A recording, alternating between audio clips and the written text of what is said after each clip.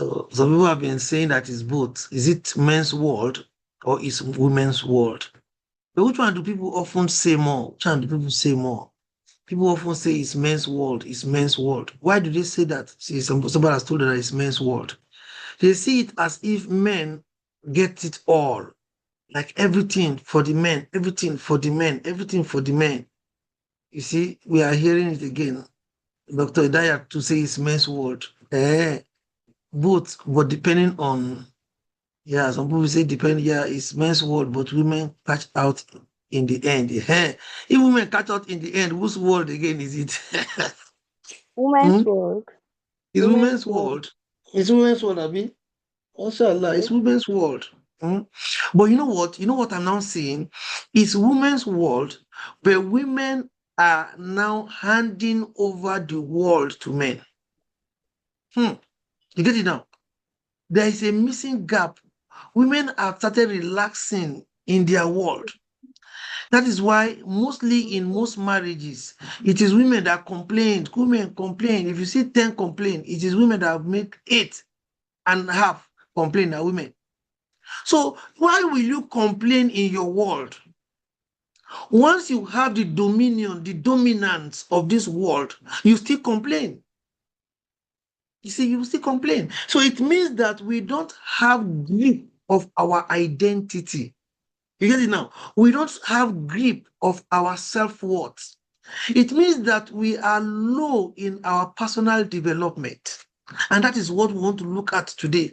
And this is what they have been telling us, or what they have been brainwashing our daughters. Even we also let our daughters see ourselves or see themselves as being a low standard. You know, they don't have that self-esteem, they don't have that confidence.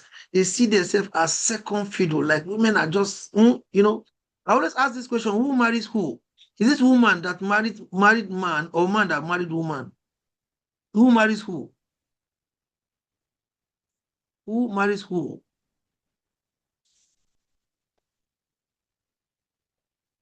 Is it the man Woman. that married Woman woman, or marries the other. eh? woman marry man. Woman Each Woman married married man? the other. is a We woman both that married. married a man.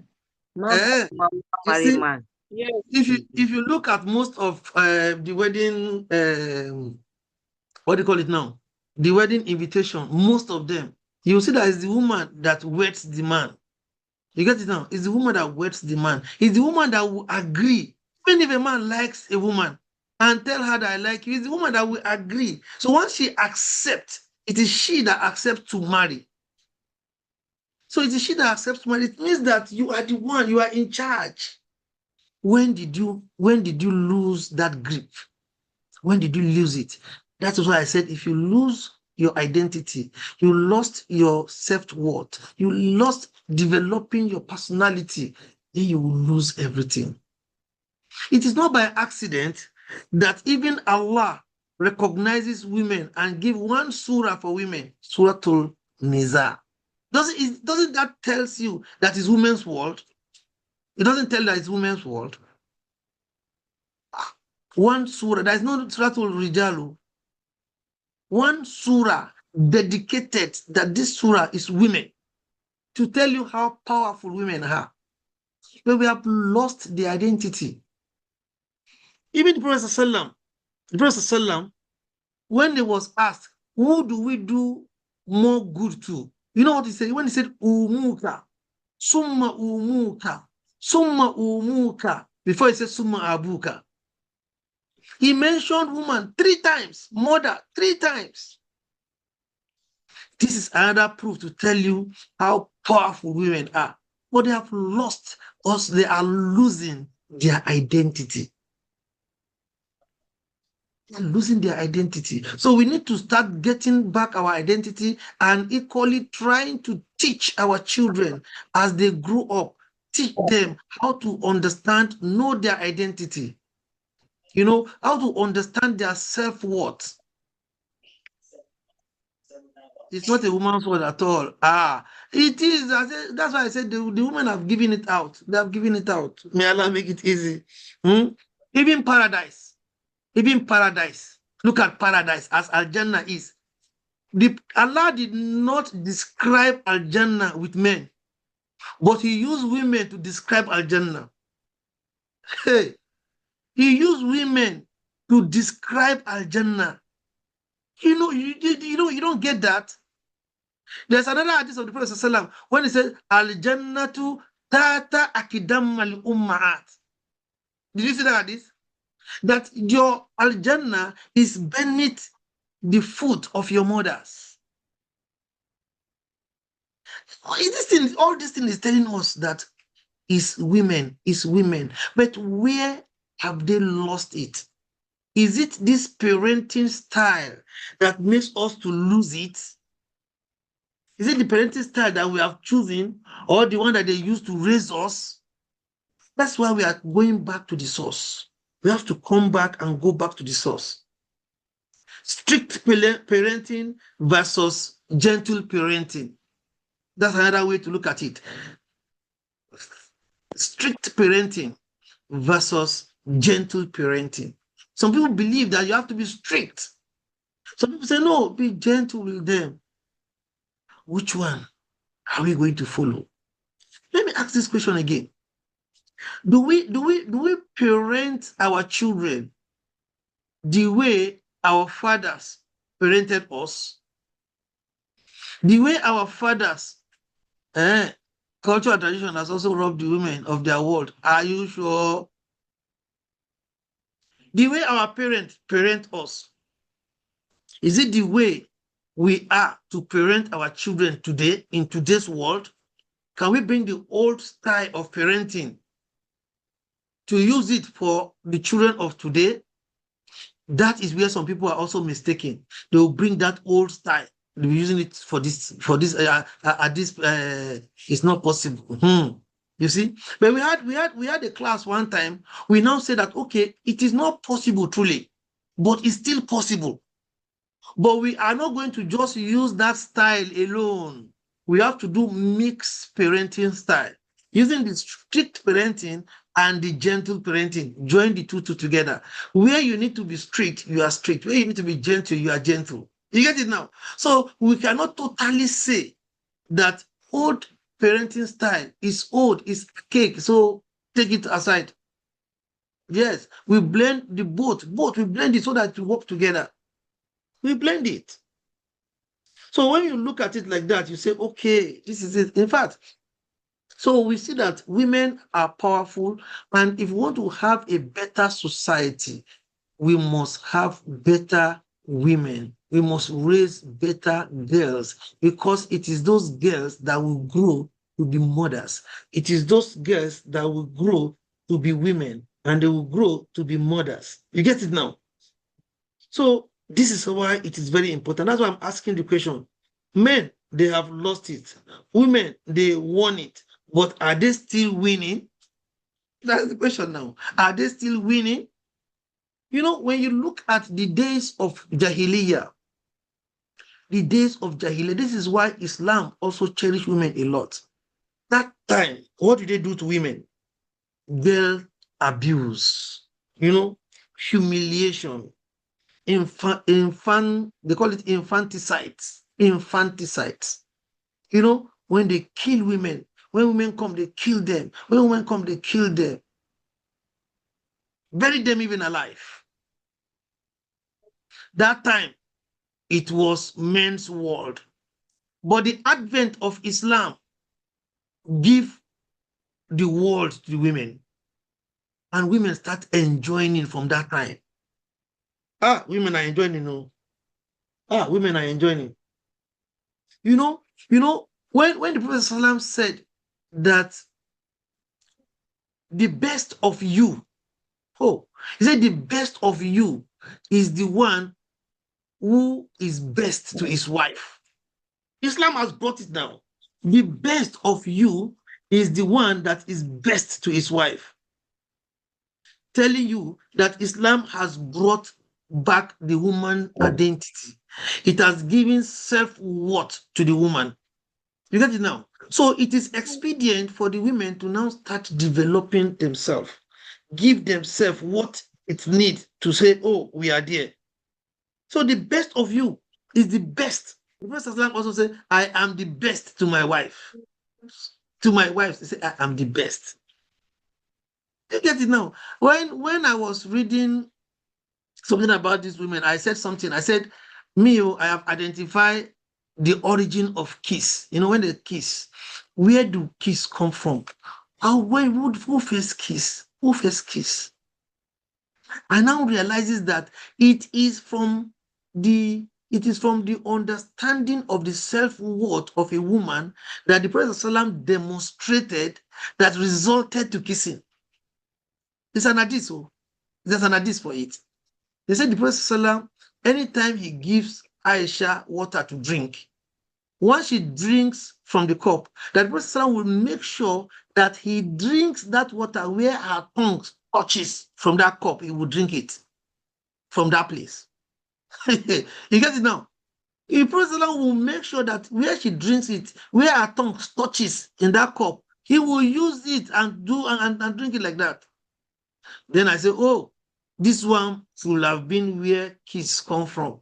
So when people cannot say they want to use it in the cup, they can use it mouth to mouth. Do you see what women are bringing?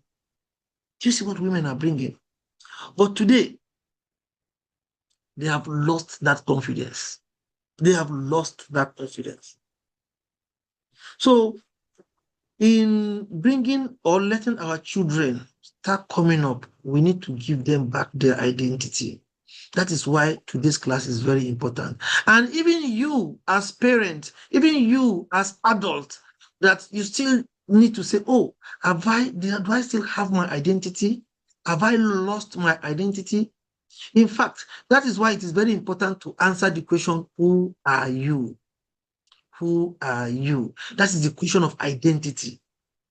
Know your personality, your identity. Who are you as a woman? If men have lost it, how do they regain it? If men, Allah has given leadership to men to manage. Oh, wait now. I think they have discussed that one last week. Oh. Let us concentrate on women. But I know quite right, men. You know, when they say take care of a woman, the person you are taking care of is the person the boss or the servant. The person you are taking care of, is that person the boss or the servant? So when you are looking at leadership, that is why leadership is servantship. You get it now? There is someone that is so precious, someone that is so valued that you should take care of, and that is the woman. So the work of a man as a leader is to also, be a servant to a woman. You don't see that? Don't let us go to that area. So now, in trying to give our women or our daughters, or understanding our daughters, giving them back their identity, what is that one powerful statement that you intentionally teach your child every day? You lead your girl every day. See, we grew up. I can say 1, 2, 3, 4, 5, 6, 7, 8, 9, 10 things that I've heard from my mother. My mother used to say, my parents used to say. You get it now? But now, if they bring your children out or your daughter out to say, tell me one thing, two things that your mother used to say, what will they say? 1, 2 advice that your mother used to give, what will they say? How will they say, my mom used to tell me to do this. My mom used to tell me to do this. In parenting counseling, we have what we call affirmations. We have what we call affirmations. Those are things that they call affirmations, meaning that you must let your daughter or your son or your child, to affirm, to confirm some things in them that will give them confidence in themselves. Those are those things that our parents were doing then. They would tell us things. You can vividly remember. Can we have 1, 2, 3 what your father ever told you? Dad ever said this? Mom ever said this? Can we see it in the inbox? Yes, your dad have said this, your dad have said this. Let us call your children and say, what is it that your father has said about ethics, about love, about marriage, about... You will not see any, because maybe they just say it once and that's all. It's something that you repeatedly do, something that you keep, because you see, parenting is transforming. Parenting is transforming.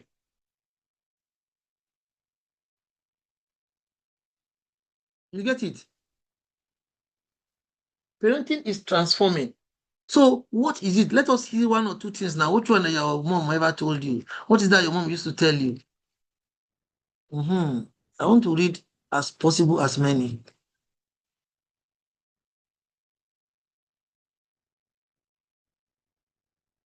I want to read as possible as many. Where are they? As this meeting started, because it's quiet here. Is it this one? Is it now or what am I reading? Okay. Overconfidence kills. My father always tell me self, is it self-decadence? Okay, somebody say, oh, my father tells me that our confidence kills. My dad used to say, remember the child of who you are. This one, most of them used to tell them, remember the son of whom you are, remember the child of whom, do unto others as you want others to do unto you. Those are things my mom will say, don't go to that social gathering or hotel that people will say, if you see in such places, you see, hold on to Allah always. Those are things. But can your children remember those things that you are telling them now? Always dress well and neatly. You see, my mother will say, truly, you are the true. Will say, I want to read that one. Will say, try to be your best and leave the rest for Allah. Those are those things. My dad will always say, lower your expectation. Wow. Wow. You see, those are those things so that you don't become a microwave youth. My dad says, mistake don't define you. Wallahi, wallahi. Those are what we call affirmations. Those are affirmations. I'm clapping for those fathers and mothers. I don't follow friends who don't go. You see this one now is like example. The father is telling you that I don't follow friends who don't go and follow. You see, he's telling you from himself, and you can see it categorically that me too, I don't do that. So you too, don't do that. My dad do tell me that that we will not be together for life. So listen to me when I'm still with you. Wow. My mom do tell us bad friends corrupt good character. Bad friends corrupt good character. Let me talk about this bad friends corrupt good character. You see, why we should be parenting our children nicely and also be praying that they should meet children that are well parented, well reared. You get it now? We had a situation of a sister, a young Muslim girl that she's an hafiz. She climbed the whole Quran is in her head. When she finished that, before they now said go to university. But you know what? First year in the university, she removed her hijab. First year in the university. And after first year in the university, she refused to come home. She said they are doing some things in school and she's not coming home. Second year, she was there. Then the parent was saying, 2 years now, I've not seen my daughter. She is in school, they communicate, they talk, but she's in school. She said she's doing fine. Omo, we had to go to school to go and check this girl. When you see her, let me use one name for her. Which person name will I use now?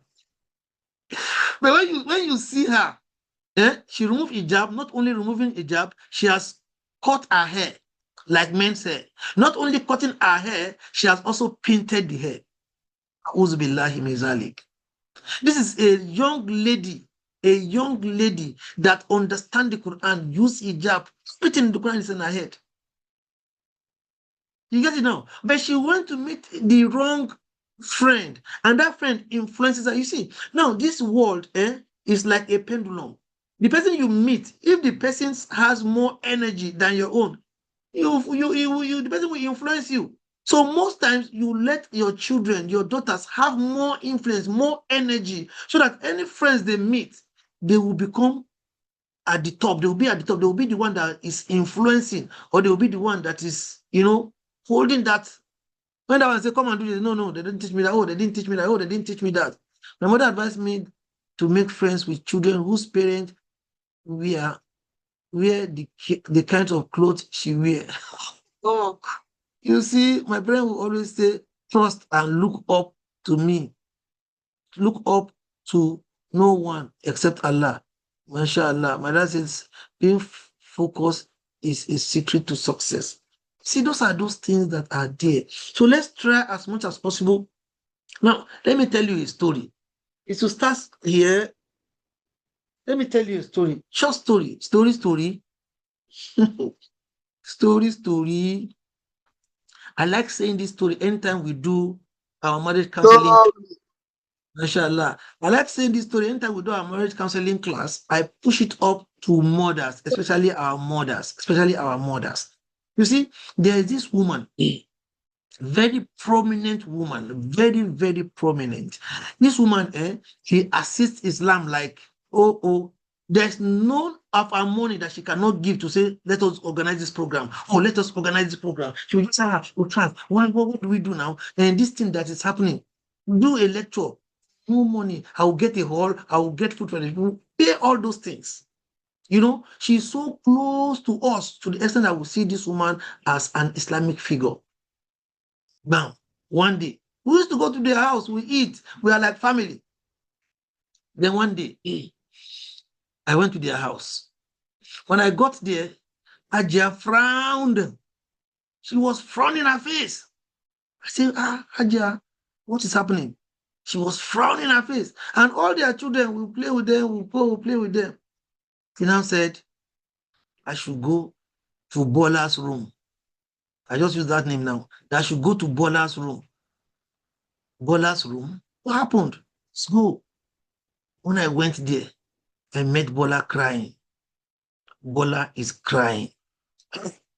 Bola, what is the matter? What is the matter? She used to call me Phil. She said, Phil, I'm pregnant. Yeah? Phil, I'm pregnant. I said, yeah? So what came to my mind first was to say, has your mom never told you about this? The question is, has your mom never told you about this? Now, here, Bola said, yes, mommy never told me. What mommy tells me is don't go too far. What mommy tells me is don't go too far.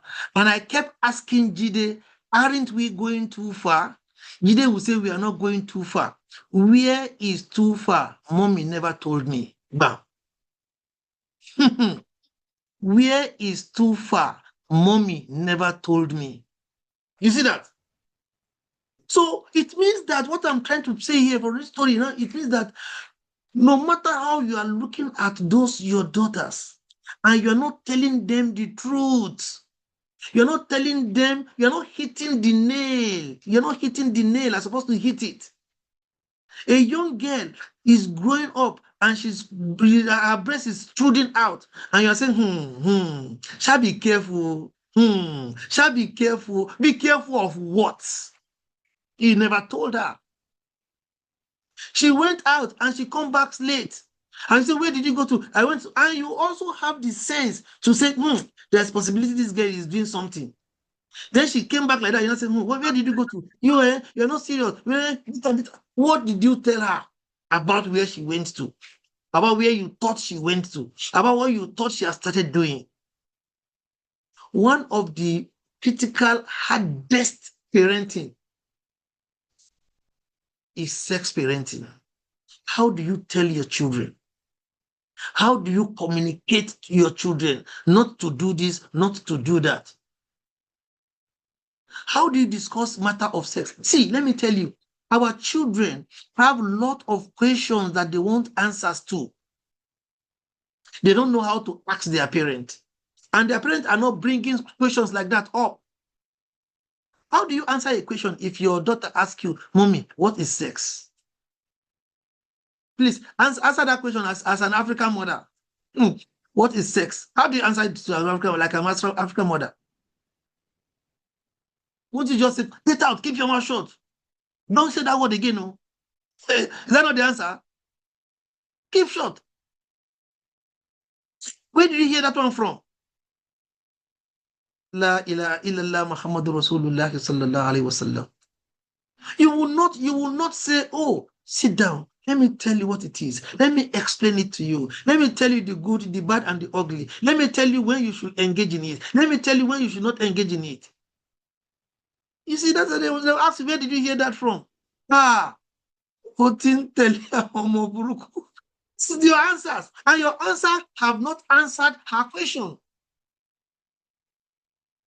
Your answer have not answered her question. If they ask you, what does love mean? How do you answer?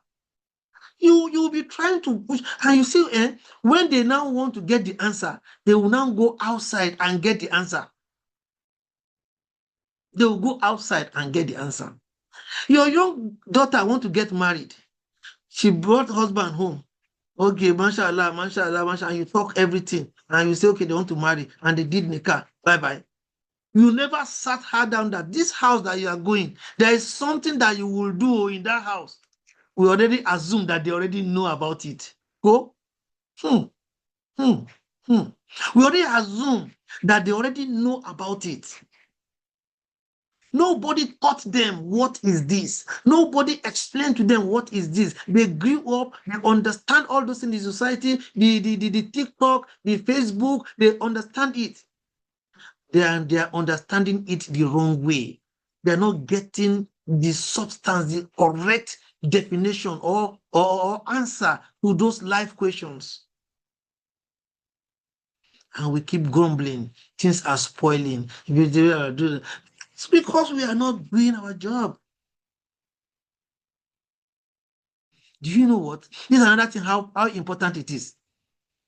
Do you know that your child, especially your female children, the Prophet said that Allah has favored you if he give you a daughter. Allah has favored you. They say, Ya Rasulullah, how is that? He said, your daughter, if you train her, you give her good home training, and she becomes an adult, and she gets married, and you train her and she gets married without seeing a man or knowing a man or entering into that, the parent will enter Al-Jannah.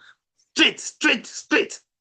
It's a ticket. If you just give back to a young lady now, or a child, a girl child now, it's just like you are holding the ticket to your Al-Jannah.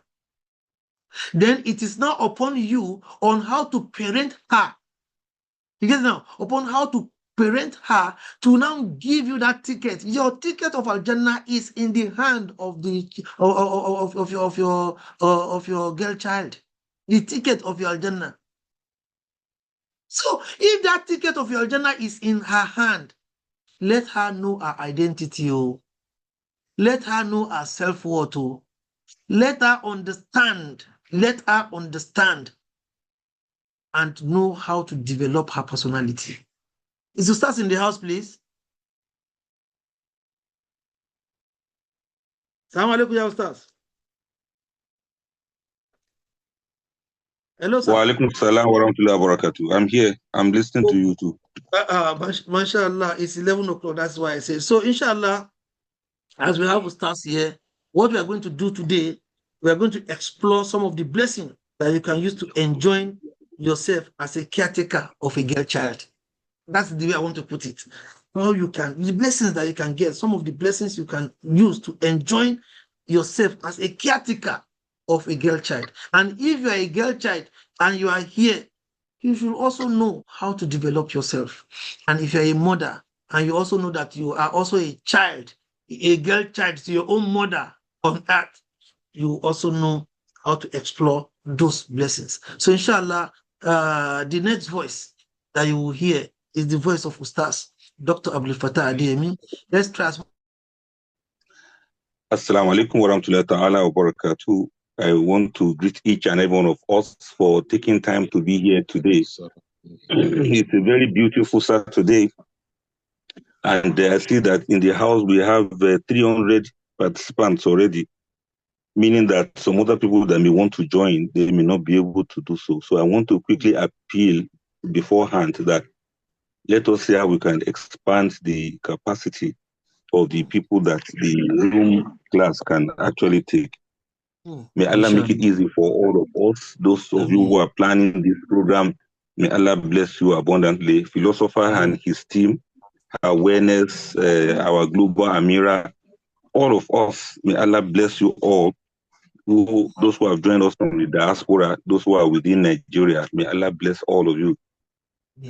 If I want to start praying now, I will pray throughout today because of the kind of joy and happiness I feel for all of us for being here, able to meet every week like this, not just to listen to lecture, but to experience the words of Allah. And not only to experience, is also to take action on some of the things that we need to do as an ummah. It is each one help one.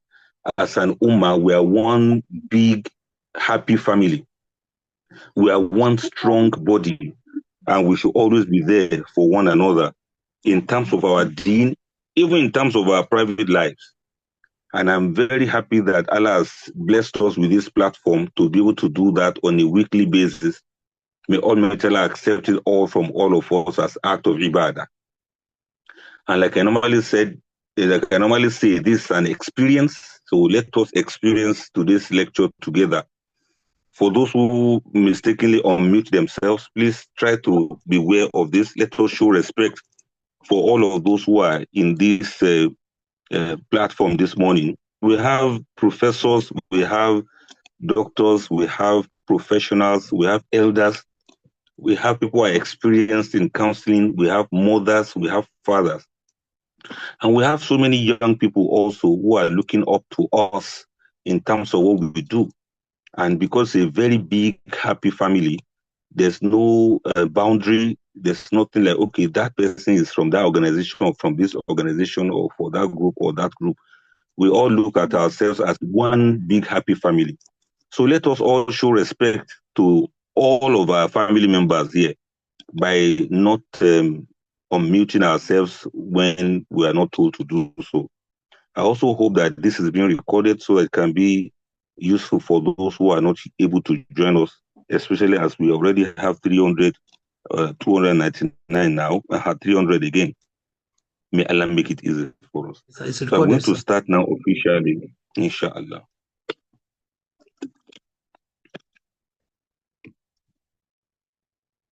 أعوذ بالله من الشيطان الرجيم بسم الله الرحمن الرحيم إن الحمد لله نحمده ونستعينه ونؤمن به ونتوكل عليه ونعوذ بالله من شرور أنفسنا وسيئات أعمالنا من يهدي الله فلا مضل له ومن يضلل فلا هادي له وأشهد أن لا إله إلا الله وحده لا شريك له وأشهد أن محمدا عبده ورسوله Assalamu alaikum wa rahmatullahi ta'ala wa barakatuh.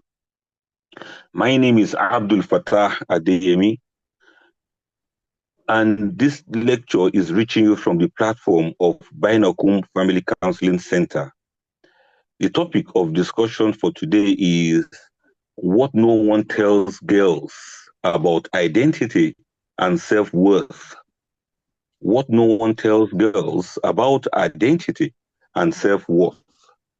We are raising girls, but are we preparing women? Let us look at the truth about identity, about discipline, about womanhood. There's a change that is happening, and this change is shaping a generation without many parents paying attention to it. People are not noticing because it is not flamboyant, so it is not always interrogated. We are raising girls, yes, but are we truly preparing women? This is the question that is not trending amongst parents. Girls today are growing up with more visibility.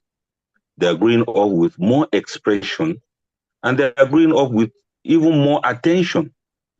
But beneath all of that, there's another question that many girls themselves are still asking. Who am I really?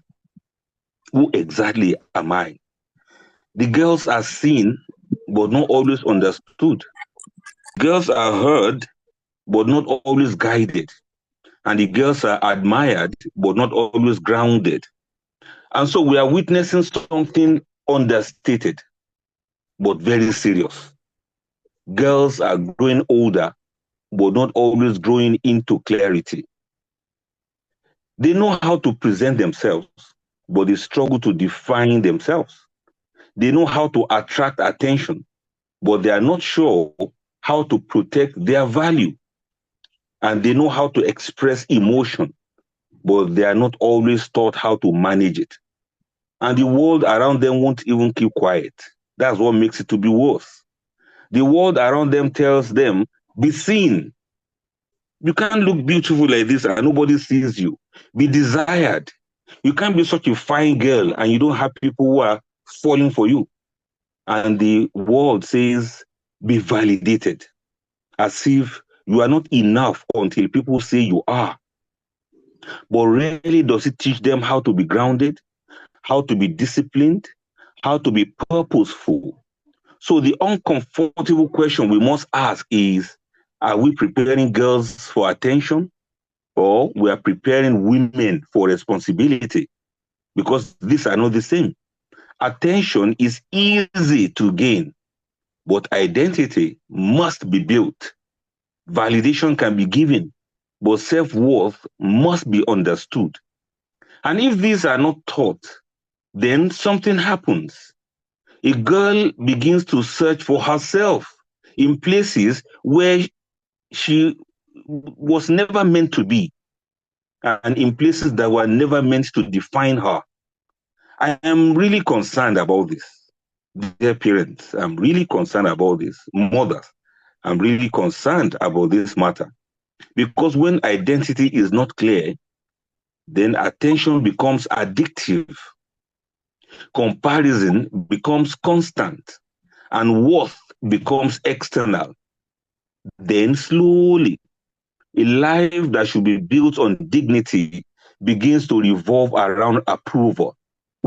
So our talk today is not a message of criticism. It's a message of clarity. It's a message of protection and elevation.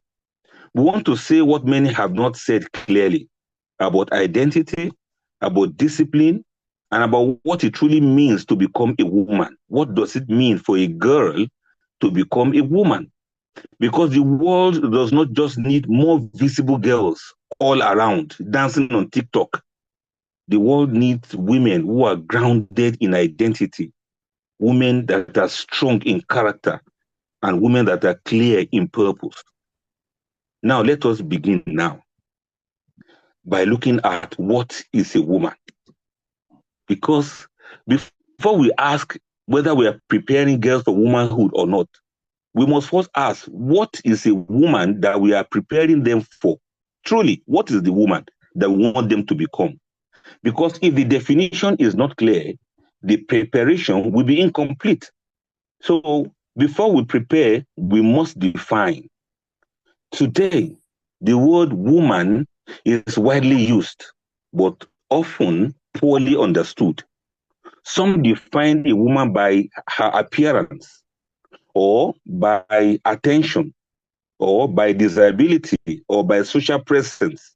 For Muslims, I hope we know that the woman is not only an all about the hijab she wears.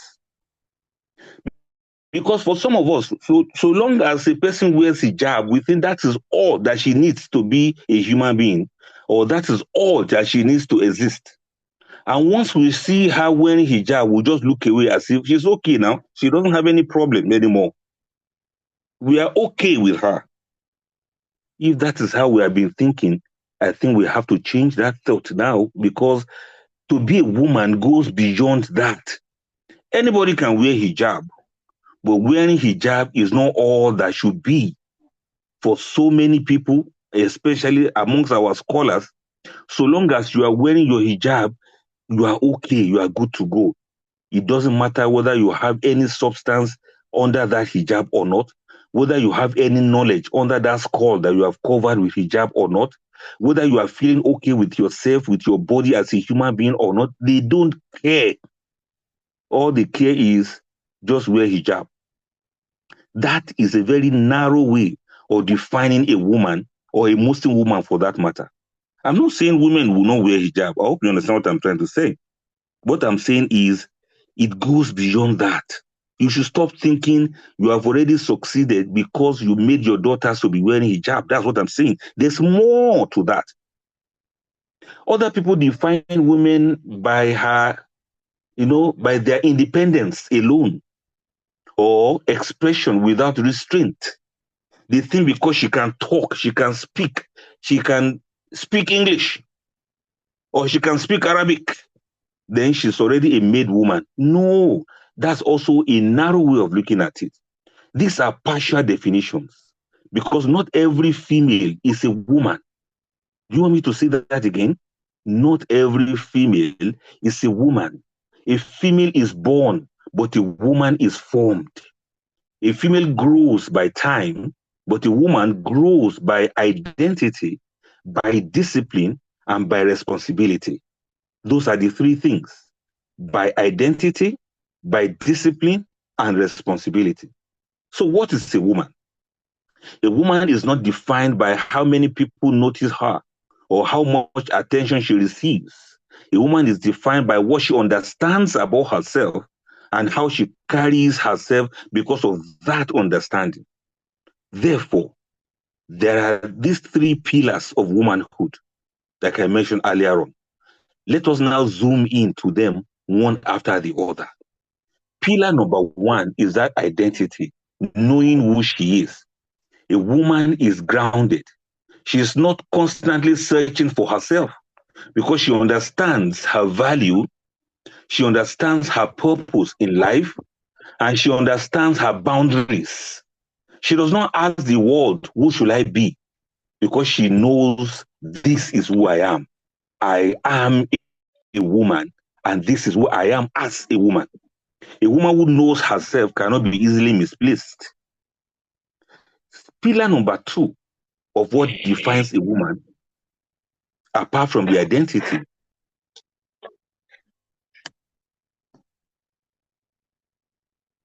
pillar number two is discipline. That is controlling how she lives her life. A woman is not driven by impulse. She does not speak carelessly. She does not act without thought.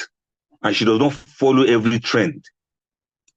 If you thought that speaking anyhow is what makes a person to be a woman, then you are wrong. A woman is not impulsive. She doesn't speak carelessly. And, she doesn't just follow every trend just like that. Rather, she chooses what to say. She chooses how to behave. And she chooses what to accept.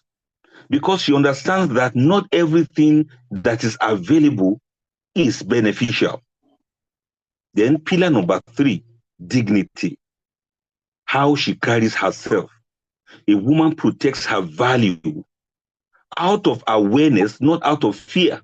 She understands that her worth is not for public validation and not for public consumption. And she knows that her presence is not for constant display.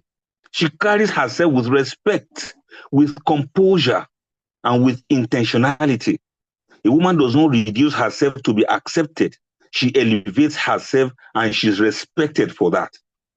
Now, for us to get it very well now, to remove the confusion, what is it that a woman is not? A woman is not defined by attention. A woman is not controlled by emotion. A woman is not dependent on validation. And a woman is not shaped entirely by trends. Many girls today are not lacking potential. They have knowledge, they have gone to school, they are aware, they read a lot, but they are lacking clear definition about who they are or who they are supposed to be. So they try to define themselves through what they see online, through what others approve and through what gains attention. But these are unstable foundations. So before asking yourself, as a girl, Before asking, am I becoming a woman? Ask first, do I even understand what a woman is? Is woman all about getting married and having children? There should be more. There should be more to being a woman than what people are just saying. Because like I said earlier, you cannot become what you have not clearly defined. Now, having defined that, who exactly is shaping the girls to be who they are? Let us do some diagnosis now. Since we have defined what a woman truly is, we must confront this difficult question. If many girls are struggling with identity, if many of them are struggling with discipline and self-worth, then who or what is actually shaping them? Because you see, girls do not grow in isolation. They are influenced, and sometimes they are easily influenced. But what they see can influence them. What they hear can influence them. And what they are taught, as well as what they repeatedly experience, all of these can influence them. This is like asking, what does a woman really want? Have you heard somebody ask that question before? What does a woman really want? The question sounds very philosophical and it seems very difficult to answer. But I know the answer. I know the answer. Should I tell you the answer? What does a woman really want? A woman wants what other women want, period. Look, you can analyze this as much as you want, but you will still arrive at this same answer or something very close to it, that a woman wants what other women want. And that is why amongst those who are very comparison or comparative in their life are women. They see other women, what they do, how they dress, how they appear, what they define as beauty, what they see is beautiful, what they think they should pursue. They look at what other women do, they look at what other women wear, and they want to do that. If you observe our teenagers, their peers have more influence on them than even the parents. They want to appear the way their peers appear. They want to do what their friends do. They want to talk the way their friends talk. And even if these friends are far away, maybe these friends are even on the social media, they want to imitate. So what do girls want? Most of the time, girls want what other girls want. However, even when we look closely, we find that shaping of a woman is also coming from three major sources. Let us zoom into these sources now. Source number one, what women want sometimes, what shapes women is determined by the culture. Yes, the culture from which they emerge. This is the loudest voice in the head of many of these girls. Culture today speaks constantly, and its message is clear. The culture says, be seen. The culture says, be admired. The culture says, be desired. Because even everything that we ask them to do is dependent on how people look at them. If they dress, we are thinking more of, okay, what will people see? What will people see when they see you dress like this? Or what will people say when they see you dress like this?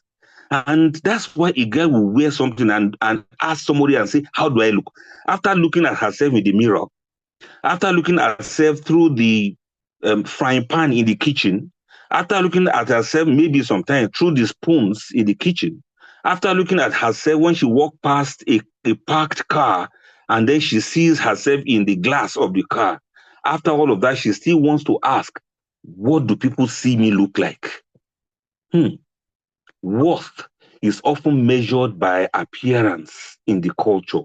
It's often measured by attention. How many people look at you when you walk past? And by visibility, how many people actually see you? And slowly, value becomes external. Approval becomes external. And the girl wants to know what people are saying about the way she appears. And she's bothered about how many people pay attention to her and how many people actually sees her when she posted herself on the social media. How many likes did she get? Girls begin to feel that, well, if I'm not noticed, then I'm not valuable. So they adjust themselves to trends, to expectations, and to what attracts attention.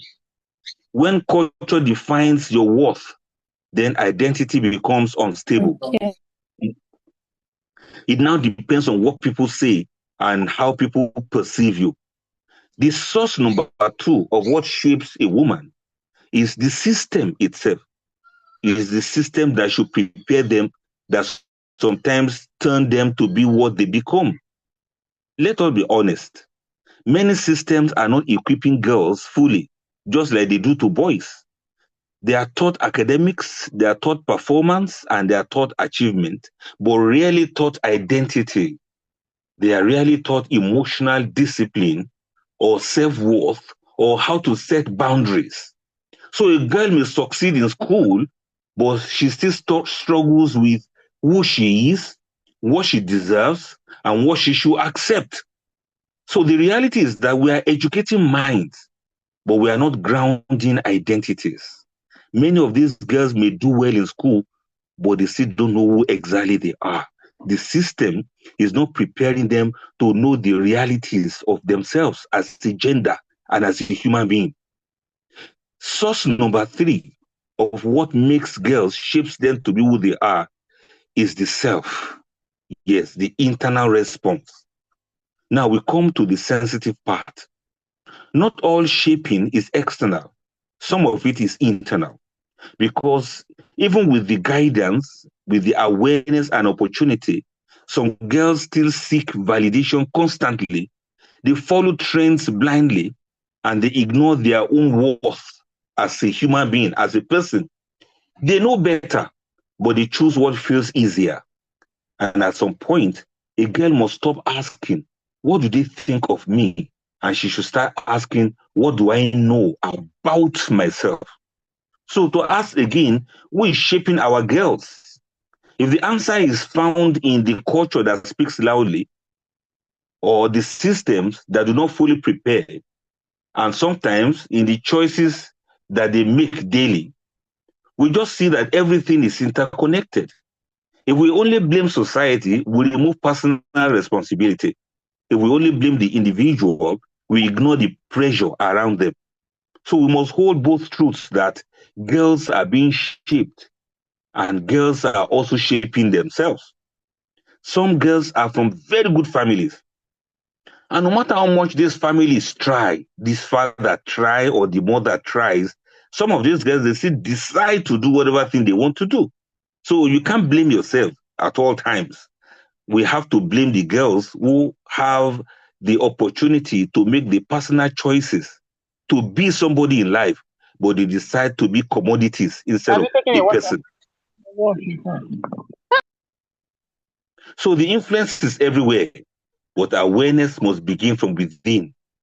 So now that we have looked at what is shaping the girls, we must now ask, what is the condition of the girls today?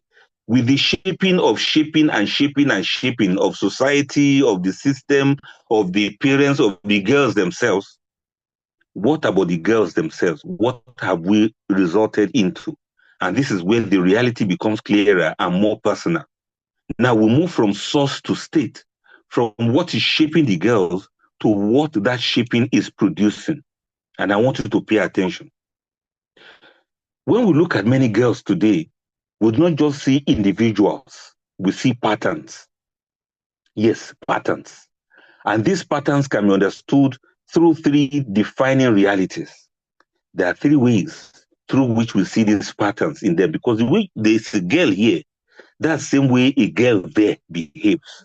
If you think the girls in that family are like that, then the girls in that other family are also like that. So it's a pattern now that almost all the girls are, carrying about around themselves, as if they hold some meetings as to what they should do together. Now look at it now. Number 1, these girls have confusion. They have unclear identity. Many girls today are not rebellious. They are just uncertain. It's not that they don't want to dress the way you want them to dress. They're just not sure whether the way you want them to dress is good for them or not. They are asking, who am I? You say, look, you're a Muslim girl, don't dress like that. But she's not sure yet. What does it mean to even be a Muslim? And what does it even mean to be a girl? Look, if you're not careful, she'll start climbing trees like boys. She doesn't know that, okay, a girl is supposed to sit like this, or dress like this, or comport herself like that. She still has this unclear identity. And that's why sometimes when the boys and girls are watching the TV and you ask the girls to go to the kitchen and cook something, they'll be like, but the boys are there. Why should we be the ones to go and do the cooking while the boys are sitting down enjoying themselves? They will ask that question because they don't even know who they are yet. So the girls are asking, who am I? What makes me valuable? And what should I become? What do you want me to become? But the answers they receive when they ask these questions, the answers are inconsistent. The answers are influenced by trends. The answers are shaped by external voices. And the answers sometimes, are confused by the persons that are answering the question. If your daughter should ask you, who am I? You are most likely going to answer her by defining yourself to her. And what makes you think she looks up to you as if you are the best thing that has ever happened, apart from you being the mother? Now, mothers, please come closer now and lean forward to this I'm trying to say. It seems some people somewhere are writing the script for these girls to play out. So whatever thing you tell them, they don't even believe you. So they grow up, they are not sure of their worth, they are not sure of their boundaries, and they are not sure of their direction. And when identity is unclear, they begin to borrow identity from others. Now you see where their problem comes from. They borrow identity from others, apart from you, their mothers. It is said that a confused identity searches for definition everywhere. That is one of the things that are the realities now, confusion of identity. Let me mention a second one. Exposure. That's another thing that creates confusion for them. That is exposure. Too much exposure that comes too soon. Today's world is open. Nothing is hidden. Girls are exposed to lifestyles. They're exposed to relationships. They're exposed to appearances and expectations too much and too soon. At an early stage, even before they are fully prepared to process it. So they begin to compare. They begin to imitate. And they internalize without understanding the full reality behind what they see. Why? Because exposure without guidance creates distortion. How many of them will you be there for to be explaining to them that this lady they saw on TV looking nice and happy is actually not nice and not happy? Then number 3 source of confusion for these girls is validation seeking. They are living for approval. And this is one of the most defining conditions for these girls. Many girls today feel a subtle pressure. I need to be seen. I need to be valued. So they begin to measure worth through attention. They begin to seek approval through appearance. And they begin to depend on feedback to feel secure. And slowly, their sense of value becomes tied to likes, tied to comments and compliments on the social media, instead of identity, instead of character and inner worth. Whereas the truth is, when validation becomes a need, then identity becomes dependent on that need. The danger is that when you combine confusion, exposure, and validation seeking, you create a girl who is visible but not certain. You create a girl who is expressive but not grounded. And you create a girl who is admired but not always secure. This is not because girls are weak. It is because they are overexposed and underguided. So the question is not, do girls have potentials? The question is, what exactly is shaping how they see themselves? These are very important questions for us to ask ourselves. And once we have seen their condition, we must go further to ask, what are the specific challenges? So now we are zooming in now. What are these specific challenges that are holding girls back from becoming women? Why is it that we have women that are still behaving like small girls? They refuse to grow up. And some of them, they grow in age, but they have refused to mature. What are the internal struggles that shape behaviors, that shape choices, and ultimately that shape destiny of girls?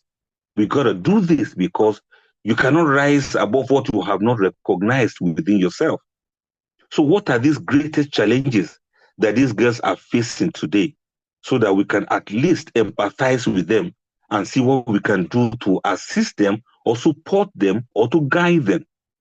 Behind the confusion, behind the exposure that has come too much and too soon, and behind the validation seeking, there are real internal challenges. And until these are addressed, growth will remain limited. What are these three greatest challenges that they are facing? I want to now put them together now and unpack them. The challenge number one is that of identity crisis we mentioned. And this is the root of many of the struggles. When a girl does not clearly understand her value, her purpose, and her boundaries, she begins to define herself through what others say, through what others like, and through what gains attention. The second one is the emotional vulnerability, that is seeking love without guidance. Every human being desires to be loved and to be valued and to be understood. It is natural, you know. We can't blame girls for wanting to be loved or wanting to be valued, or for somebody to speak some sweet nothings into their ears. This is normal. But without guidance, that desire can lead to emotional dependency. It can lead to unhealthy attachments. And it can lead to seeking validation in the wrong places from the wrong people. Some girls, they give too much too quickly. You know what I mean? They give too much too quickly. Sometimes they trust too easily. And sometimes they attach without clarity. Not because they are weak, but because they are unprotected emotionally. And the insight we should gain from that is, a heart without guidance is easily misplaced. That's another challenge they have. Emotional vulnerability. And there's this third challenge I want to mention, lack of discipline. You know, I always mention this.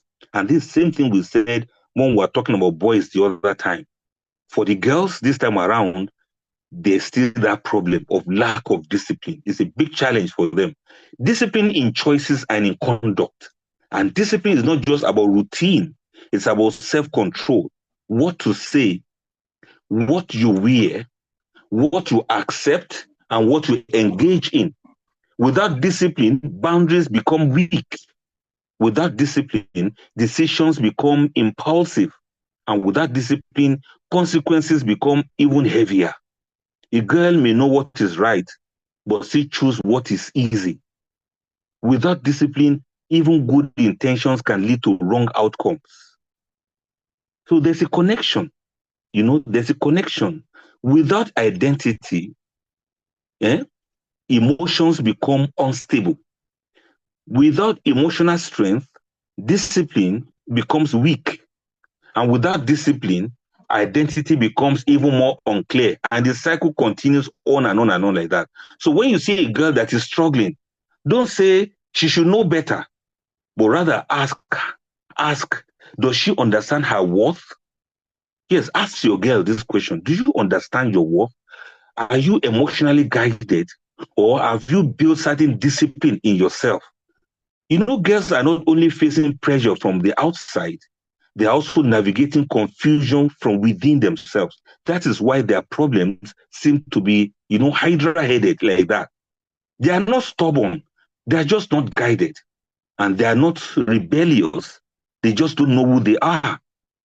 And while these challenges exist in these girls, there are also distractions. And this makes it to even be worse. Distractions that pulls them away from who they are meant to become.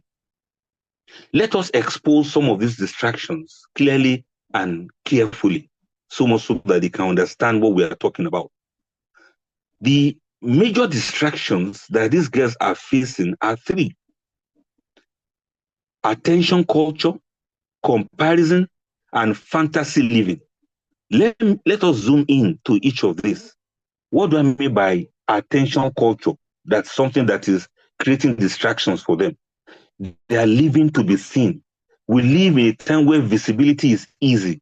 A girl can post, she can share, she can express, she can display, and she can receive likes, she can receive comments and compliments. Then slowly, something begins to shift in her. Attention starts to feel like value. She begins to confuse the likes to mean that she's valuable. You get what I'm trying to say now? She thinks because people comment, hey, you are beautiful, you are nice, you are wonderful, hey, you are awesome, you look cute today. She thinks when people say that, she thinks it's because she actually has any value in her. So the question becomes, how do I look? How am I perceived? Am I being noticed? That's the question she starts asking. Instead of asking, who am I? What do I stand for? You see, attention can be given freely, but value must be built intentionally. When attention becomes the goal, identity becomes compromised. So let the girls understand now that likes and comments, hey, you are a nice girl, you know, you look like flower. Anything people like to say to her that's making her to smile from ear to ear. And some of the girls, they'll be reading text messages from boys and, you know, they'll just kiss the phone like that. Why? Because her head is in the clouds. Unfortunately, she doesn't understand the difference between compliments and value. She doesn't know that she doesn't have any value whatsoever apart from those things those people are saying. Please take note of this, mothers, when you speak to your girls. Distraction number 2 is comparison culture, measuring yourself through others. Through constant exposure, girls see other people's beauty, they see other people's lives, and they see other people's success, quote and unquote. And without realizing, they begin to compare. Why am I not like her? Why is my life not like that? And slowly, confidence decreases, dissatisfaction increases, and gratitude fades. Because comparison does something very dangerous to these girls. It makes them to ignore their own journey. They begin to measure their lives with other people's rulers. Comparison steals contentment and replaces it with insecurity. Please mention this point to them. Comparing yourself with others, you are making your journey to look like theirs and their journey to look like yours, whereas you are not on the same track. You are not on the same lane with those people you are comparing yourself to. You are not like any other girl. You are a special girl. Number 3 distraction is fantasy. Yes, fantasy living. Unrealistic expectations about life. Many girls are being fed idealized relationships. They are being fed with perfect lifestyles. They are being fed with unrealistic standards. Many of them even think they are sleeping beauties, Allahu Akbar. They think they are Mona Lisas, and they think they are, some of these things they watch in the movies, that's what they think they are. They think they are princesses. They think they are, those kind of things in the movies. Through movies, through the social media, and through curated, well-crafted contents, they begin to live a life of fantasy.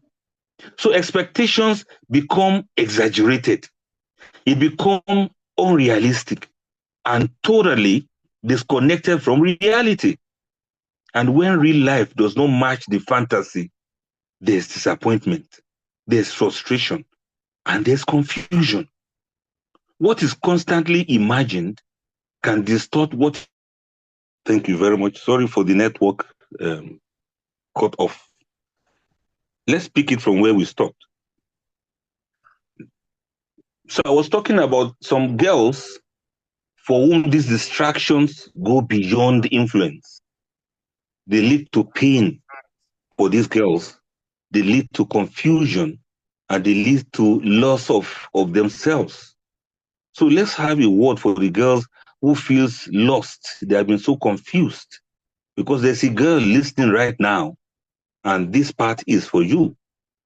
Not the one who feels strong already, but the one who feels tired, the one who feels confused, or the one that is hurting, and she can't tell her parents even. You didn't plan to feel this way. It started small with a desire to be noticed, with a need to feel loved, and a moment of vulnerability. Then slowly, it became emotional attachment, it became disappointment, and became a confusion about your worth. Maybe as a girl, you trusted someone who did not value you. Maybe you gave more of yourself than you should have.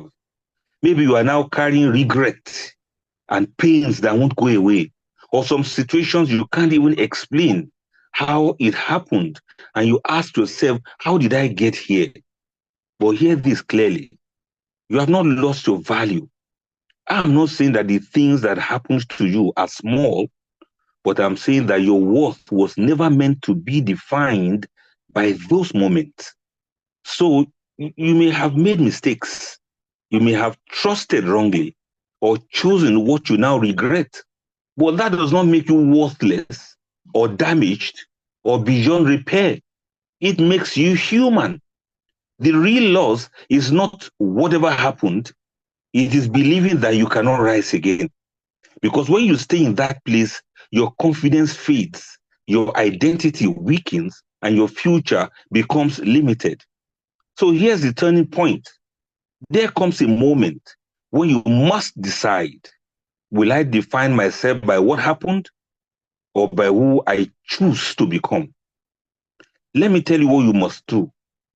I need you to start gradually but intentionally. Step away from what is hurting you. Stop returning to what breaks you and reconnect with your sense of worth. Then seek guidance of Almighty Allah. Seek guidance from people around you. Seek guidance from your parents, not isolation. Turn to Allah in sincere repentance and honest resolve, because healing is not instant, but it is possible. Your value was never meant to be negotiated or reduced or even given away for acceptance. It was meant to be recognized, to be protected and honored. So to you, the one who feels unseen, misunderstood, or far from who you used to be, this is not your ending. This can be your return. Do not let a painful chapter define your entire story. Rise gently, reclaim yourself, and begin again. After everything we have said, it will be easy to feel that this is overwhelming for the girls. But that will not be complete, because the truth is, this generation of girls is not weak. This generation is highly exposed, but also highly equipped. Therefore, to every girl, whether confused, whether healing or growing, there is still opportunity, because the same world that confuses you also gives you the tools to find yourself. Let us now uncover the opportunities that still exist for the girls of this generation. Regardless of whatever mistake or error they must have made, they still have a lot of hidden opportunities that will make them to grow and become better persons for themselves and for their society. I will mention 3 of these opportunities. Opportunity number 1 is access. They have a lot of knowledge within their reach. Never before has knowledge been this available to boys and to girls, and even especially to girls. Today, a girl with one phone, with the internet and a good intention, can learn self-development. She can learn skills in almost anything. She can learn a lot about her deen. Some of the things that you mothers, you took years before you could learn from scholars, these girls can learn them within 1 hour if she knows the appropriate Islamic websites to visit and the apps to download. Get it? She can learn emotional growth. She can learn purpose-driven living without any limitation, without any restriction, without any dependency. What was once hidden is now fully accessible. But remember, access without intention becomes distraction. That is where the thin line lies. For some parents, they'll say, no, don't give them the phone. Don't let them use the phone. Ha, ha, ha, ha, ha. The reality is the same phone that is the distraction is the same phone that can make them to learn as much as they want to learn without any limitation. And it can even make them to be better persons than you can ever imagine. Opportunity number 2 is awareness. They have exposure to growth. This generation is more aware than ever. They are so aware.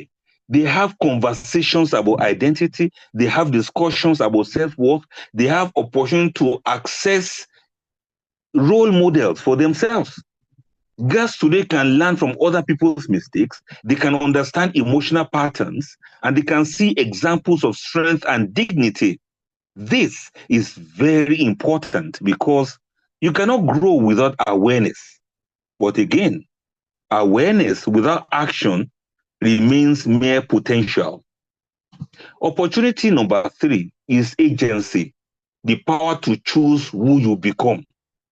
And perhaps the greatest opportunity of all that they have now is choice, the opportunity to choose. Allahu Akbar. Girls today have the ability to define their identity. They have the ability to set their boundaries, and they have the ability to choose their path to become as great as they can ever dream of becoming. They are not limited to one narrative.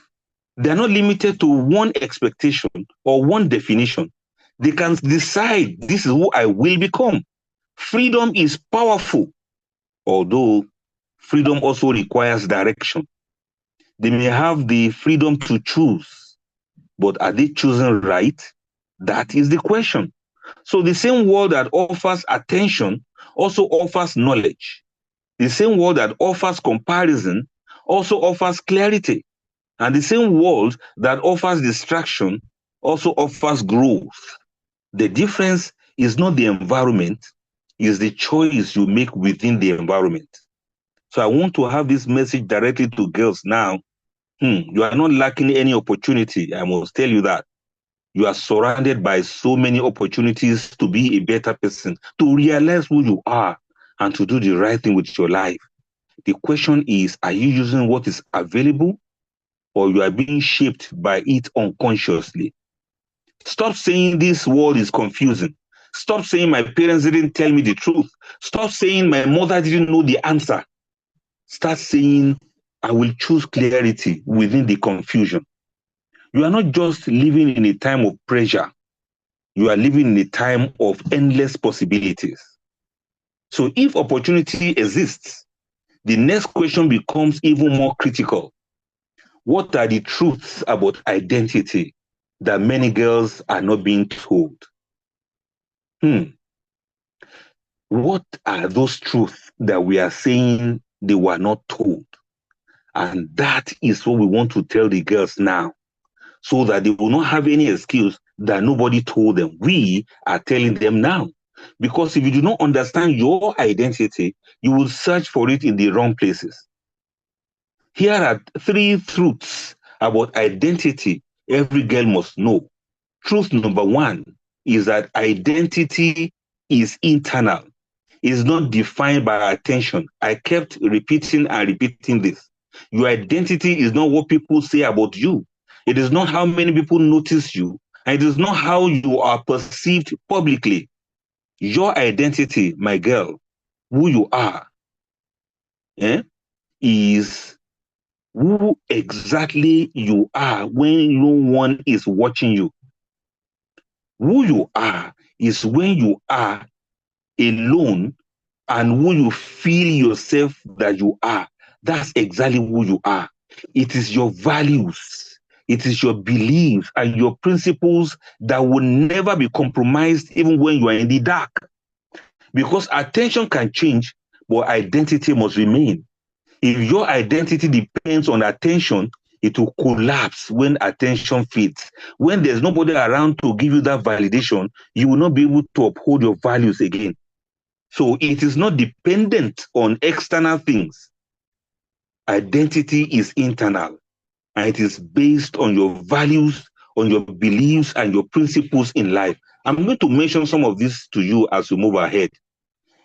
The truth number 2 that you need to hear as a girl is that worth is inherent, not earned through validation. Many girls feel, well, I need to be like so and so person to be valuable. But this is not true. Your worth is not something you earn from people, or something you negotiate with others, or something you prove through appearance. It is something that you must recognize within yourself. Because when worth is misunderstood, you accept less than you deserve because you don't know your worth. Yes, because you don't know your worth, you will accept less than you deserve. And in fact, people will even begin to price you. They begin to price you down to see whether you are going to give discount. After all, you don't even know your worth in the first place. When your worth is misunderstood, you tolerate what harms you. You tolerate anything and anyone. And when you don't have your own self-worth, you seek approval at the cost of your dignity. When you don't know your worth, you will accept what reflects that confusion. And the bottom line is, be worthy of something. Come to talk about it. Let's even ask you, what are you worthy of? What is your worth? What's your value as a person, as a woman, or as a girl? The third one, I said I was going to mention 3 things they are not telling you. That number 1, identity is internal, not defined by the attention you get from people. Number 2, your worth is inherent. It's not earned through validation. It is in you, within you, and you must be worthy of something. And number 3, dignity is intentional. Maybe nobody told you this before, but let me tell you now. Dignity is not automatic. Respect is not automatic. Dignity is maintained, it is protected, and it is preserved. How? Through your choices, through your boundaries and your standards. A woman understands that not every space is for her.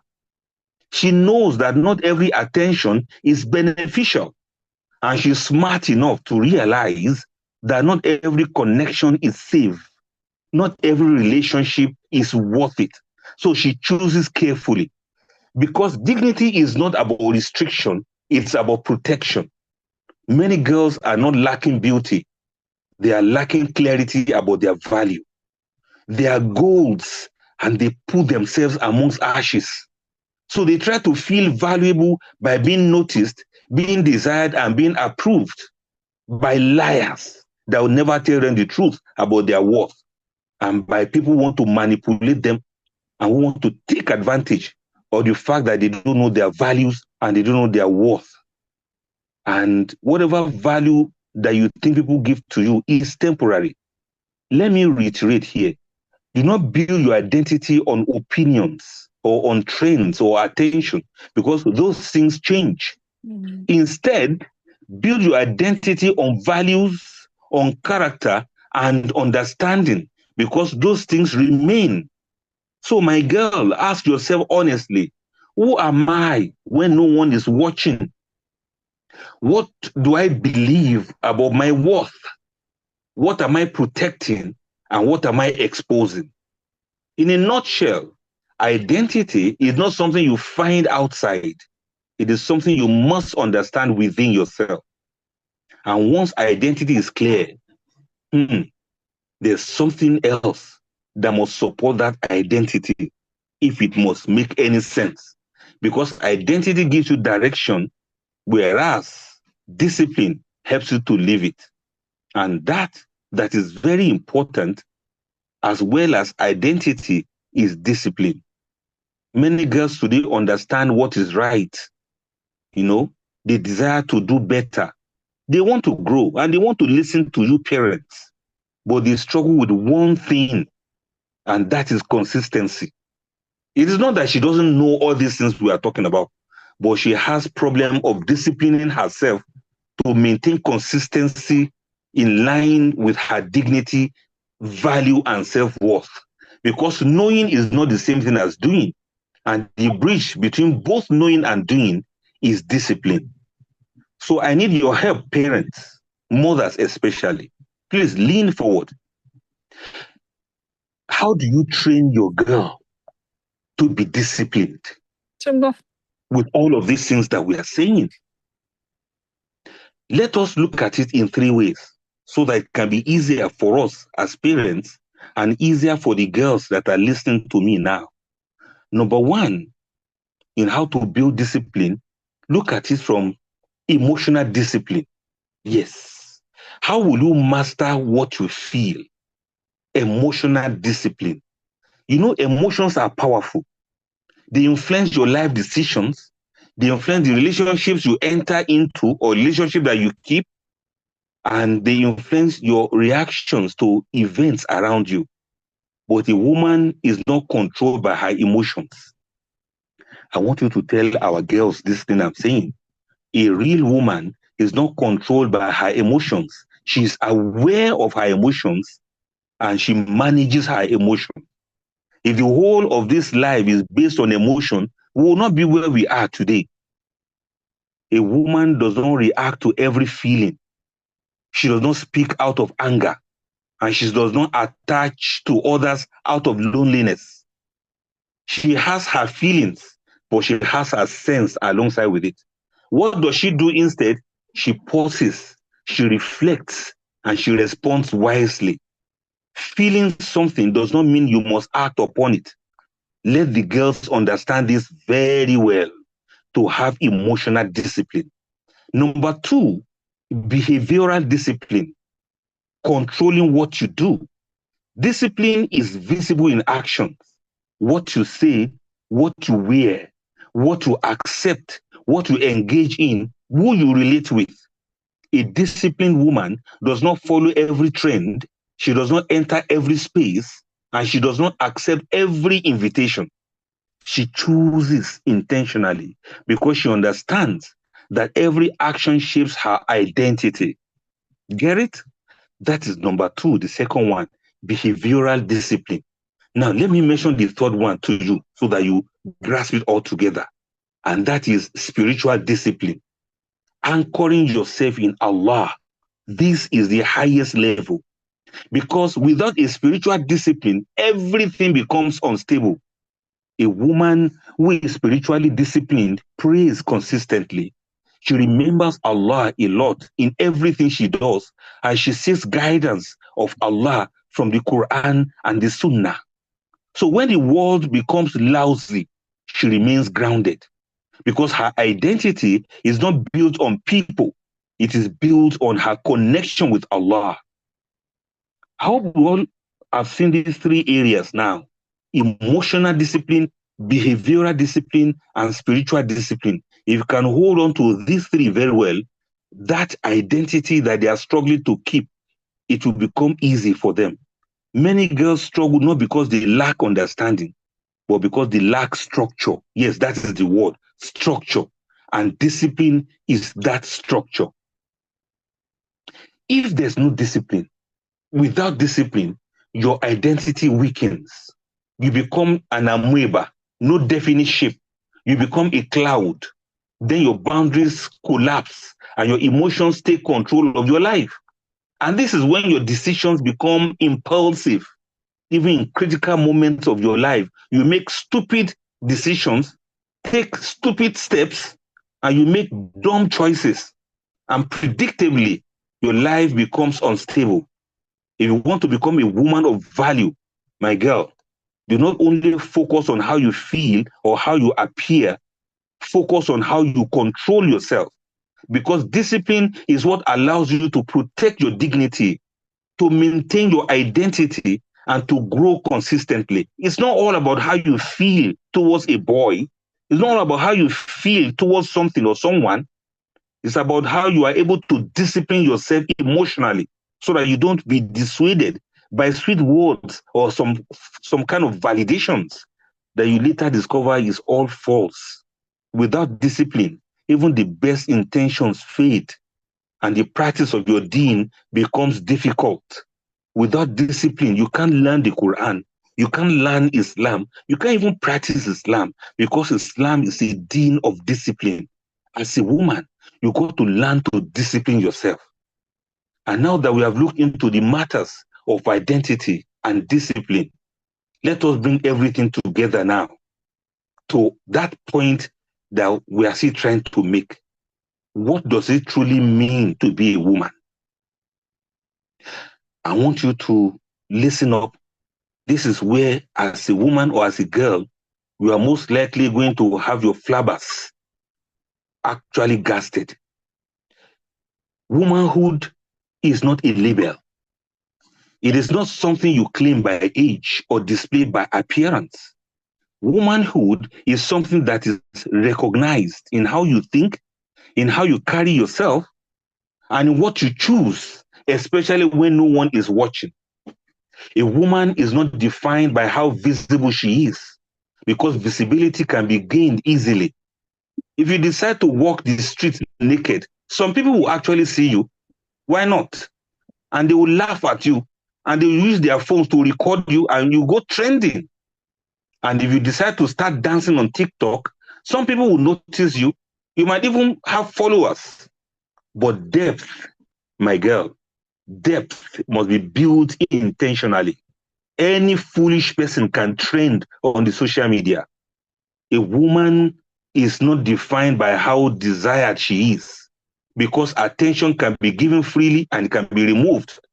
But respect, girl, respect is earned through character. So what then is a woman? A woman is one who understands herself. She is not constantly searching for identity because she has taken time to define it. She knows herself. You can't tell her you are beautiful and she gets carried away. She knows that she's beautiful. You can't tell her you look gorgeous and she's carried away by it. She's not carried away. She knows that she's gorgeous. You don't have to tell her that she's intelligent. She knows that she's intelligent. She knows what she believes about herself. She knows what she knows about herself. She knows what she stands for. And she knows what she will accept. And she knows what she will not accept from anyone. And because of that clarity, she's not easily influenced or dissuaded or manipulated. A woman is disciplined, not because life is always easy, but because she chooses what is right over what is convenient. She controls her words. Beautiful. She is doing that because she knows that she's beautiful. Because she knows that she's worthy. She knows that she's not trying to fit in. She's trying to remain true to herself. A woman carries dignity as a principle, not as a performance. She understands that her value is not for public negotiation. So she protects her space. Girls, listen to this. A woman protects her space. Understands that her value is not for public consumption. She protects her space. She guards her presence, and she sets her boundaries. You don't cross your lines before a woman. Not that she's afraid of anyone, but because she has what is called self-awareness. She knows who she is. A woman, let me tell you this, girls, a woman is emotionally intelligent. She feels deeply, but she's not controlled by what she feels. She understands when to speak. She knows when to pause and when to simply walk away without any apology, because she values peace over impulse and she values wisdom over reaction. A woman builds. She does not only exist, she contributes. She contributes to her growth. She contributes to her environment. And she contributes to the people around her. A woman is useful. She is relevant. And she is necessary. Do you want me to say that again? A woman is not useless. A woman is not irrelevant. A woman is not unnecessary. Whenever you are in a place or in a space and they think you are not necessary, then you are not the woman we are talking about. A woman is relevant and she's necessary. She understands that one day her influence may shape a home, may shape a family, and of course, a generation. So a woman prepares herself, not just for today, but for what she will be entrusted with tomorrow. A woman is not perfect. She has moments of weakness. The volume is going down, Makes sir. mistakes. Or is it from me? Not from you. Not. Shall we proceed now? Yes, sir. Yes, sir. Yes, sir. All right. Let's minimize distractions. It's not that I wrote down most of what I'm saying. They are just from my head. So if you ask me to go back, I will not even know what I said last. But let's try and continue. May Allah make it easy for us. Because I was telling you about a woman, right? Yes, I was telling you that a woman is emotionally intelligent, right? I said that. Yes. Then you see a woman. Yes, I also said a woman is useful. She is relevant and she's necessary. And a woman prepares herself not just for today, but for what she will be entrusted with tomorrow. So a woman is not a perfect person. She has moments of weakness. She makes mistakes. She learns. But what defines her is not that she never falls, is that she returns, she reflects, and she rises stronger and wiser. A woman is feminine, no matter her age. She is still girly, but she's matured. She's a real woman, and this is her strength. Let me tell you something very important about a woman being feminine. Feminine is not shallow and it is not hollow. She's not ignorant and she's not arrogant. A feminine woman is talented and intelligent, but she's not a know-it-all person. Rather, she knows something about a lot of different things.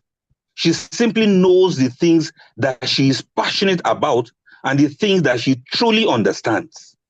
A real woman owns her personal sense of power and depth. Yes, she's not shallow. She is deep. And this depth covers intellect. It covers creativity. It covers upright ethical values and emotional maturity. In addition, she has a good sense of taste and putting things in the right place kind of intelligence. Besides that, girls, a woman knows how to move her body. She knows how to carry herself, and she has a high definition presence. You know what it means to have an HD presence? It means she tries as much as possible to be in the right place at the right time. Let me tell you these things, girls. A woman has an appropriate dosage of culture. She is comfortable with her cultural norms that are compliant with Islam, especially if she's a Muslim. She neither feels shy nor inferior to display her culture of compassion, her culture of respect, her culture of decency, of modesty, of honesty, her culture of honor and appropriateness. Because by default, she is the queen of her kingdom. A woman also has intensity. This means her positive energy has a natural, sustainable tension, which is a key to battling eventual boredom. She is not bored, and people don't get bored around her. That is the woman. She develops an interesting personality that is warm and welcoming. She is active and alive, and she has a beautiful sense of humor. Everyone looks up to her as a source of joy and cheerful life. She is smiling because she feels sufficiently good about herself. And do you know how she does this?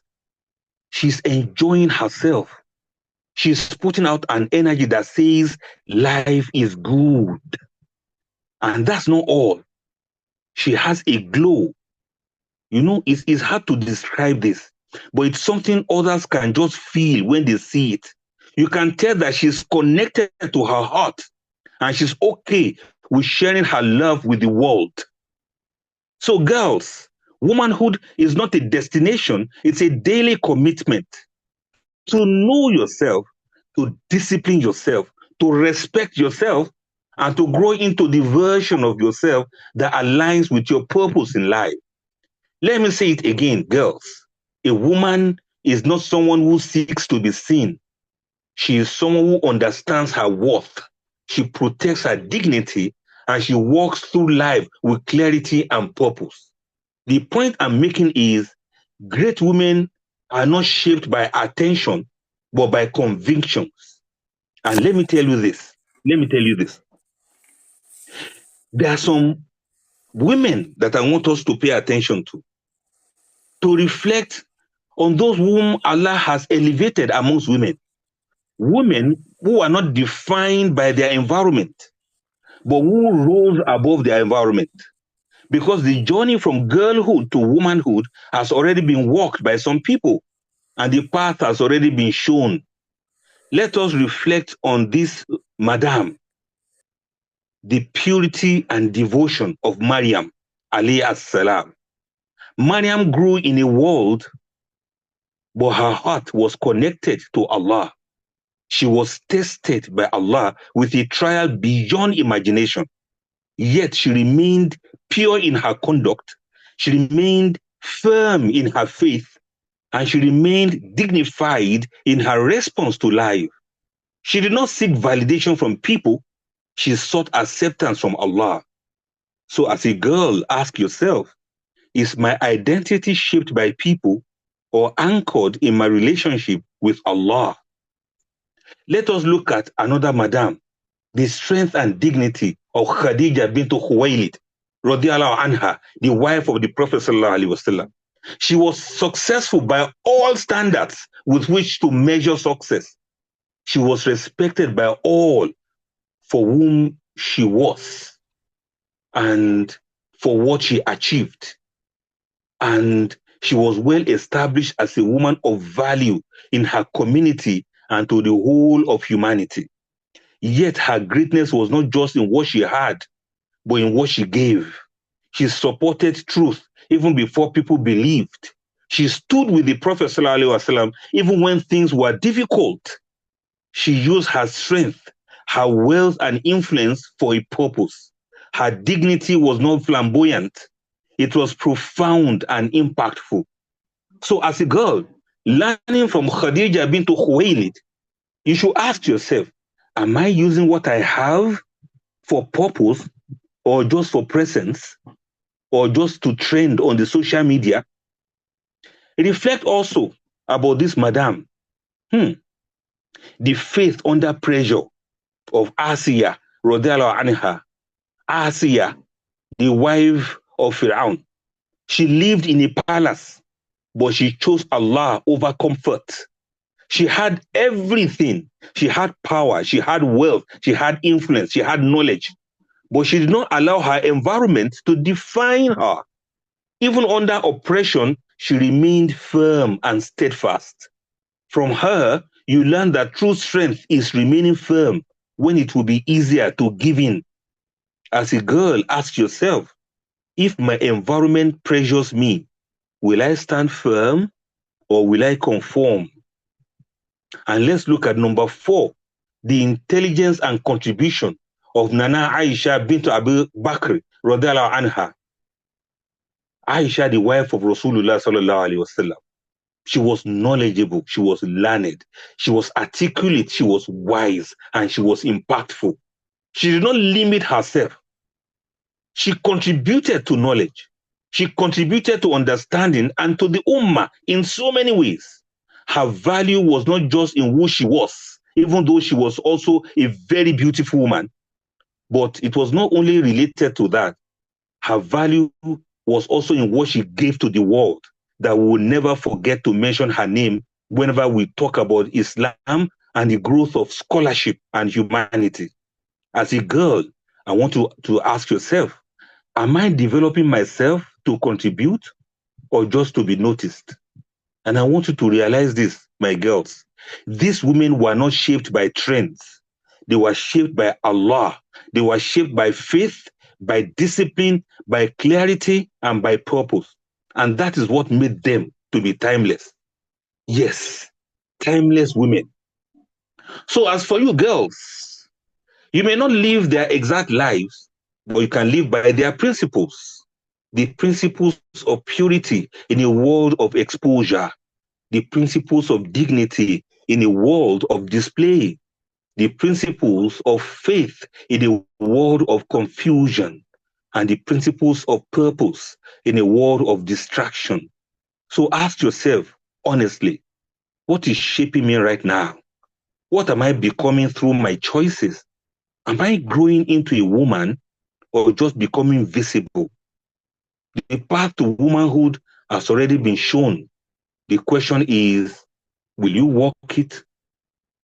And this is where the message expands now from individual reflection to collective responsibility. Let us put a call to those raising our girls. You remember we did that for those raising the boys the other time. This time around, to all of us raising our girls. As we speak to girls, we must also turn to those shaping them. Because girls do not grow in isolation. They are formed by what they are taught, by what they are shown, and what is expected of them. So the question is not only what is happening to our girls, the question also is, what are we doing? What are we doing, or what are we failing to do for these girls?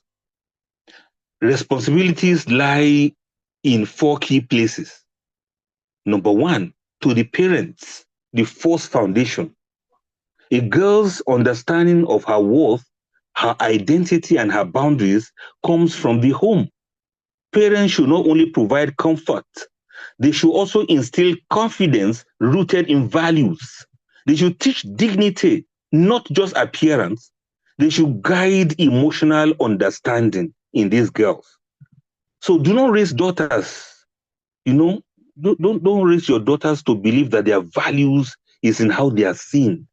Raise them to understand that their value is in who they are in reality. Do not overprotect your daughters from life such that you underprepare them for it. So that's why I kept saying, mothers, please, let's come closer and lean forward. I want you to listen to this lecture with your daughters. I want you to discuss my key points with them and re-explain so that they can understand better. Also guide them through the practical so they can master the composure of a woman of substance. Number 2, a call to the schools. Education must go beyond academic grades, performance, and achievement. Schools must also nurture identity. They should nurture self-worth, emotional intelligence, and discipline. A girl may excel academically, but still struggle with self-confidence or setting healthy boundaries and achieving clarity in self-definition. A successful student should also be grounded in many other areas of life. And number 3, to the mentors. Let us remember that not every girl has a strong guiding figure. Many mothers are not there for their daughters to guide them, to guide their daughters. So mentors, please let us rise up to this responsibility. Not every girl has a consistent voice of wisdom. Even when there's somebody talking to them, they are actually being misled or confused. This is where women mentors should please come in. The girls need mentors who guide them, who uplift them, who correct them, who cheer them on, and who model dignity. They need mentors who are available to answer their questions. Because sometimes one sincere voice can protect a girl from years of confusion. And number 4, to the society at large, the flashy environment. Society shapes perception. What we celebrate becomes aspiration. If society glorifies appearance over character, if they glorify attention over substance and exposure over dignity, then girls will absorb it. But if society promotes self-worth, discipline, and purpose, then girls will rise toward it. You cannot normalize confusion and expect clarity. So this is a collective responsibility to all of us. Let's be honest. We cannot neglect the formation of girls and then complain about women. In other words, we cannot question the women we see if we neglected the girls they once were. We cannot reduce them to appearance. We cannot leave them to define themselves alone. And we cannot expose them without guidance and then expect strength or clarity or dignity. So again and again, I'm appealing to every parent, every teacher, every mentor, and every voice in society. Do not kill the potential of these girls. Do not dismiss their struggles. Do not ignore their confusion. And do not leave them to figure everything out alone by themselves. Instead, listen to them, discuss with them, teach them, guide them, ground them, and prepare them. Because within these girls are future mothers. Within these girls are leaders, educators, and builders of generations. If we raise them with clarity today, we will not have to repair them tomorrow. And now to the girls themselves. We have been talking to parents and mentors and society. Let's go back to the girls themselves now. So I want you to listen to me. The responsibility returns to you now, because I know there's a particular girl listening to me right now. And this part is specially for you. I want you to listen to me, my girl. You are a beautiful being, not just in how you look, but in how you feel, in how you care, and how your heart carries meaning. You are capable of strength. You are capable of growth. And you are capable of becoming far more than you have been told. But listen carefully. You are not here just to be seen. You are not here to chase attention. You are not here to live for approval. And you are not here to measure your worth by how others respond to you. You are here to become. Yes, you are here to become a woman of identity, to become a woman of discipline, a woman of substance, a woman of dignity and purpose. Do not reduce yourself to fit into spaces that cannot hold your value. Do not trade your worth for temporary pleasure or validation. Do not shrink your standards just to be accepted. Do not dim your light because of those who choose not to see you as a shining star. Because you are not ordinary. You are extraordinary. You are not a thing. You are a being. You are not a thing to be used and discarded. You are not a commodity, and your beauty is not up for sale. You are a special being created to be special and crucial for the human race. You are entrusted. You carry an assignment from your creator. You carry divinity within yourself. You are not a devil's incarnate. You are not a source of evil. You are not a source that's attached to the devil. Don't listen to what people say. They already tell you that you are a source of evil, as if you are here to float a company with shaitan. No, that is not you they are talking about. You are a source of life. You are a source of light. Let me tell you a story. Do you remember the story of Musa alayhi salam as a baby? Musa was in danger. All boys were being killed. All baby boys were to be killed at that time. Musa's life was at stake. But Musa had a sister. When Musa's mother placed Musa in the river, she asked the sister to watch the floating basket, and she followed through. At a point, somebody noticed the basket, but she quickly diverted their attention.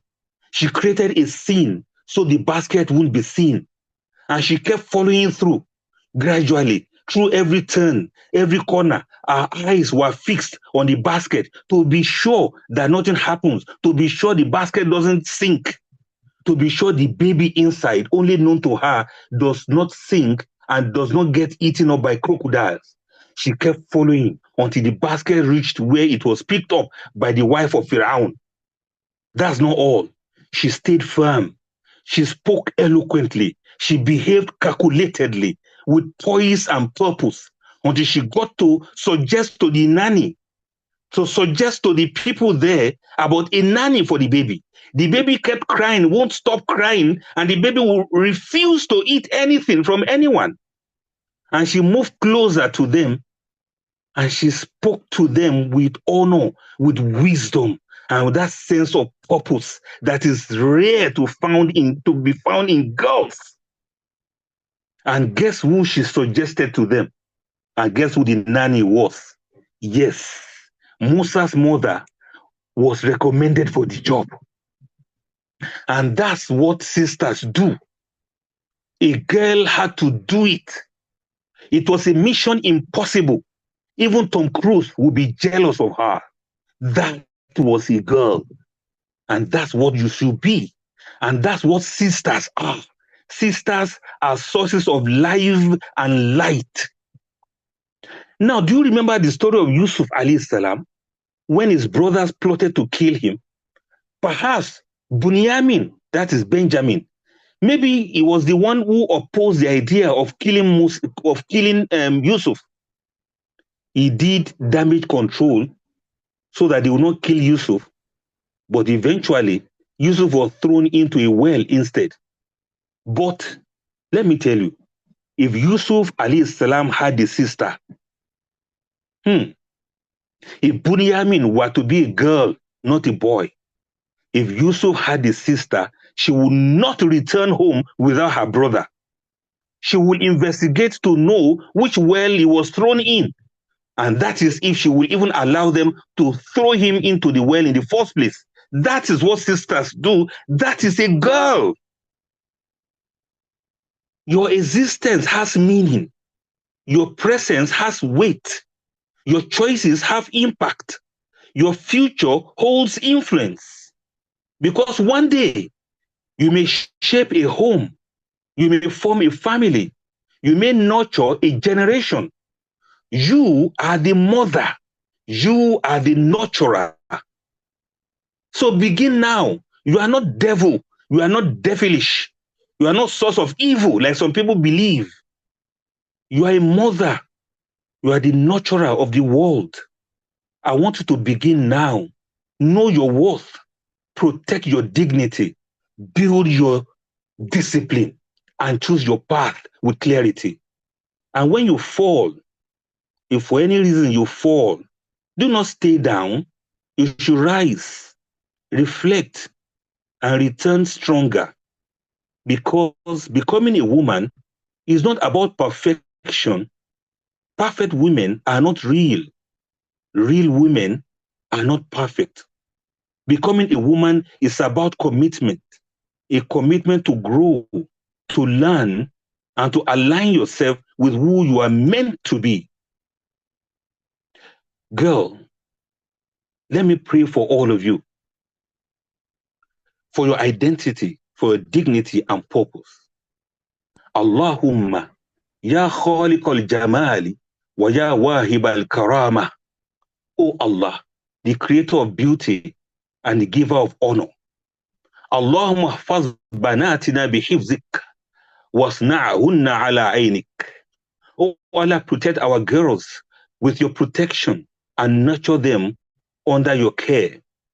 Allahumma rzuquhunna ma'rifata anfusihin wa fahma qimatihin.